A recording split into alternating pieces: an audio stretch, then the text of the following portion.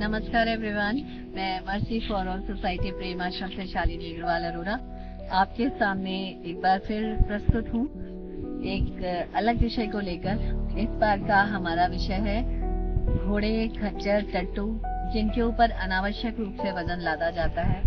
वजन लादने की वजह से उनकी कमर टूट जाती है, पाँव टूट जाते हैं, उन्हें तरह तरह की शारीरिक व्याधियां हो जाती हैं। मेरे पास अभी तक अनगिनत केसेस ऐसे आए हैं कि जहां पर अत्यधिक वजन लादने की वजह से घोड़े बिल्कुल बेकार हो गए और खराब होने की स्थिति में उनके तांगा मालिक जो होते हैं वो उनको सड़कों पर फेंक देते हैं मरने के लिए। अभी तक आपने देखा होगा कि अधिकांशतः शहरों में जो संस्थाएं काम कर रही हैं, जो लोग काम कर रहे हैं, उनमें से अधिकांश लोग गौ सेवा करते हैं, गौशालाएं हैं, डॉग्स के लिए लोग काम करते हैं, कैट्स के लिए काम करते हैं, लेकिन घोड़ों के लिए कोई घुड़साल या कुछ इस तरह का प्रयोजन नहीं है कि जिससे अगर कोई घोड़ा तकलीफ में है या बीमार हो जाता है या टूट जाता है तो उसको हम लोग कहीं रिहैबिलिटेट कर पाए या फिर उसको थोड़ा इलाज या किसी तरह की सुविधा दे पाए।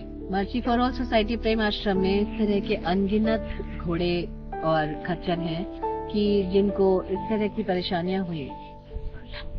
इन परेशानियों का कारण रहता है ज्यादातर लोगों की उपेक्षा। जी हाँ, मैं सही कह रही हूँ, इसलिए क्योंकि हम लोग देखकर भी नजरअंदाज कर देते हैं चीजों को। जहाँ पर हमें बोलना चाहिए वहाँ हम नहीं बोलते हैं, और जहाँ हमें नहीं बोलना चाहिए वहाँ अक्सर हम बोलते हैं। हमें बोलना चाहिए वहाँ जहाँ पर हम देखते हैं कि कोई घोड़ा ओवरलोडेड है या कोई तांगे वाला किसी घोड़े को अनावश्यक रूप से मार रहा है, पीड़ा पहुंचा रहा है।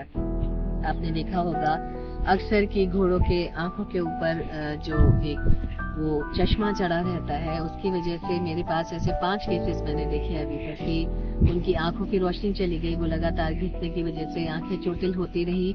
घोड़ा मालिकों ने ध्यान नहीं दिया। तांगा मालिक को इस बात से कोई मतलब नहीं होता कि जो उसका तांगा जोत रहा है वो दुख में है, सुख में है, परेशानी में है। तो उनकी आंखों की रोशनी चली गई। आंखों की रोशनी जाने के बाद भी उनको लगातार जोता जाता रहा और अंततः एक दिन ऐसा हुआ कि वो बिल्कुल ही जब देखने में असमर्थ हो गए तब उनके मालिकों के द्वारा उनको छोड़ दिया गया और वो मेरे पास आ गए। मेरे पास एक ये पन्ना है, इसकी आप देखेंगे कमर बिल्कुल टूटी हुई है।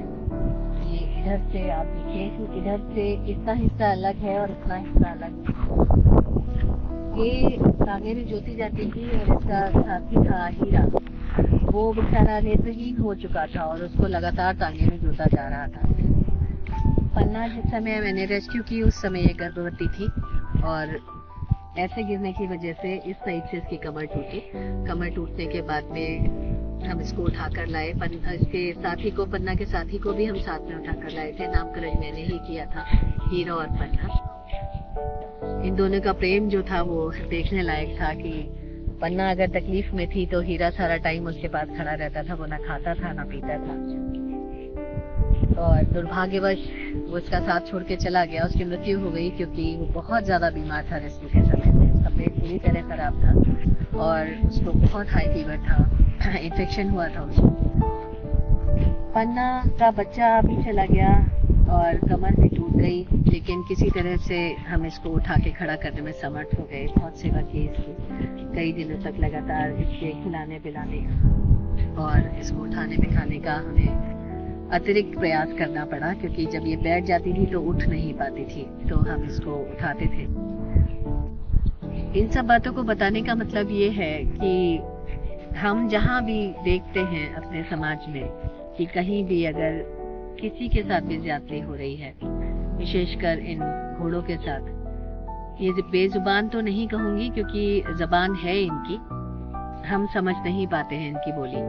ये अपने जेस्चर्स से बताते हैं, अपनी आवाज में, अपनी भाषा में बताते हैं, लेकिन हम नहीं समझ पाते हैं जब तक कि हम बहुत लंबे समय तक इनके साथ रहते नहीं हैं, इनके संपर्क में नहीं रहते हैं। मैं तो अब इनकी बोली बहुत अच्छी तरह से समझती हूँ, इनके जेस्चर्स को बहुत अच्छी तरह से समझती हूँ, क्योंकि मुझे एक बहुत लंबा अरसा हो गया है इनके साथ रहते हुए। मैं यही कहना चाहूंगी कि जहाँ भी कहीं देखें कि घोड़ा जो है वो अपने टोटल बॉडी वेट का 25% वजन उठा सकता है। और अगर आप देखते हैं कि उस 25% के अतिरिक्त अगर घोड़े ने कहीं वजन लाद रखा है, उसको चलने में असुविधा हो रही है, या वो लड़खड़ा रहा है, या वो बहुत सांस खींच रहा है चलते वक्त, तो आप उस तांगे को तुरंत रोक दीजिए। उससे कहिए वजन कम करने के लिए, घोड़े को स्वतंत्र करने के लिए, थोड़ी देर उसको रेस्ट देने के लिए बोलिए। हम अपने बच्चों को भी ये चीज सिखाएं कि अपने आसपास अगर वो कहीं इस तरह की क्रूरता होते हुए देखते हैं तो वो तुरंत एक्शन लें।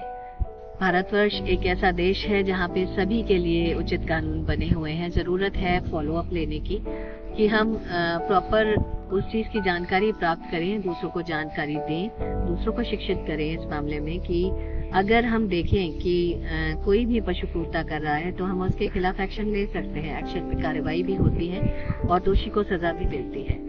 हम एक ऐसे देश में रहते हैं जहाँ पर प्रत्येक पशु को उस देश का नागरिक होने का अधिकार प्राप्त है, तो उसके उस अधिकार की रक्षा हम करेंगे, क्योंकि वो पशु स्वयं के लिए कुछ नहीं कर सकता है, इसलिए उसके उस अधिकार की रक्षा हम ही को करनी पड़ेगी। हमें आंखें खोल के रहना होगा।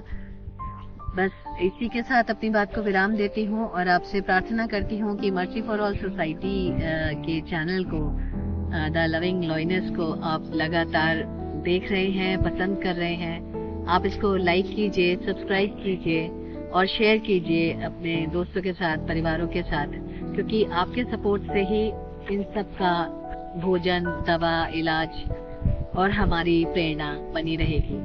बस इसी प्रार्थना के साथ ये वीडियो यहीं पर समाप्त करती हूँ। वीडियो देखने के लिए बहुत बहुत धन्यवाद। लाइक, सब्सक्राइब और शेयर करना ना भूलें। नमस्कार।